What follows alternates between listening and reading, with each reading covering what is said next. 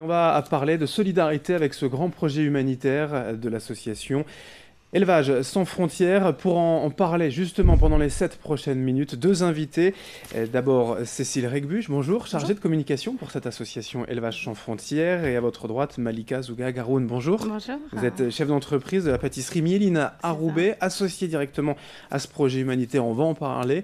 Déjà, rappelez-nous quand même le projet même, la vocation même de l'association Élevage sans frontières. Oui, bonjour. Donc, Élevage sans frontières est donc une association de solidarité internationale qui a été créée donc en 2001 par un ancien éleveur de chèvres, André de Coster. Et donc, depuis bientôt 17 ans, elle a pour vocation d'accompagner des familles paysannes qui vivent donc dans des conditions vulnérables, qui sont assez démunies, et donc de les aider à avoir un quotidien meilleur grâce à l'élevage et à l'agriculture. Voilà, grâce à l'élevage, c'est cette phrase que vous mettez directement sur le site internet, donner un poisson à un homme qui aura une journée, apprenez-le à pêcher, il sera nourri toute sa vie. L'idée, c'est plutôt d'apporter, au lieu d'avoir à manger directement, c'est d'apprendre comment élever et comment avoir à long terme des ressources. Ça, oui. C'est qu'on se dit qu'au lieu d'apporter une aide qui soit unique et une seule fois, de les aider vraiment à développer eux-mêmes leur propre activité. Donc le principe de l'association, c'est d'offrir des animaux ou alors des potagers à ces familles pour qu'elles puissent elles-mêmes se former en élevage, c'est très important, et les accompagner durant souvent 3 ans en moyenne pour qu'elles puissent développer elles-mêmes leur projet d'élevage. Donc ça peut passer par des élevages de volailles, des élevages de moutons, des élevages de chèvres aussi notamment. Aussi des projets végétaux avec des potagers, des projets de riziculture aussi par exemple, qui donc ont toujours cette même finalité de donner une valeur économique grâce auquel les familles pourront vivre durablement. Vous avez donc un prochain projet de résilience au Burkina Faso dans les prochains mois. C'est pourquoi d'ailleurs vous êtes aujourd'hui nos invités pour évoquer en fait cette expo-vente organisée ce dimanche 15 avril à Lille, à la maison Stéphane Hessel, la maison de l'ESS. Avant vraiment de parler de cette expo-vente, revenons quand même sur ce projet au Burkina Faso. Qu'est-ce que vous allez proposer aux personnes là-bas ? Alors effectivement, on intervient depuis 10 ans bientôt au Burkina Faso. On était au sud du pays pendant ces 10 dernières années. On a donc eu des projets d'élevage de volailles, notamment là-bas, qui ont bien fonctionné.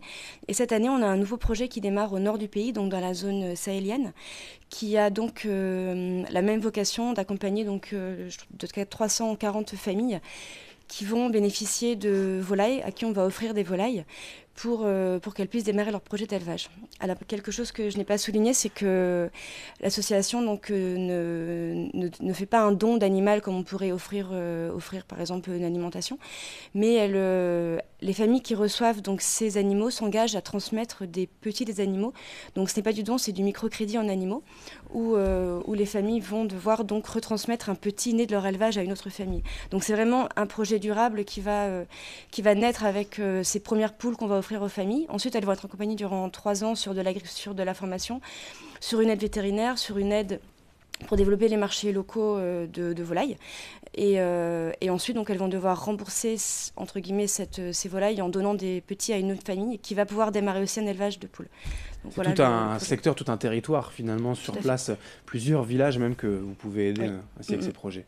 Ouais. Cette grande vente solidaire, donc Expo-Vente, a lieu ce dimanche 15 avril à Lille. Des artistes, des artisans aussi. Malika Zouga-Garoun, vous êtes l'une de ces artisans justement, de la pâtisserie Mieline. Qu'est-ce qui vous a touché dans ce projet? Pourquoi avoir dit oui et venir avec vos pâtisseries pour les vendre aussi ce dimanche? D'accord, bonjour. Déjà moi, en fait, je suis une personne qui j'aime le partage, j'aime aider les autres. Donc c'est ça qui m'a encouragée vraiment pour faire ce salon le 15 avril. Combien allez-vous ramener de pâtisseries? Qu'allez-vous vous offrir finalement? En fait, c'est la quantité ou... Oui, en quantité, oui. En quantité, je suis dans les 800 pièces peut-être. Ah ouais. Ouais. Donc comme ça, il y en aura pour tout le monde et voilà.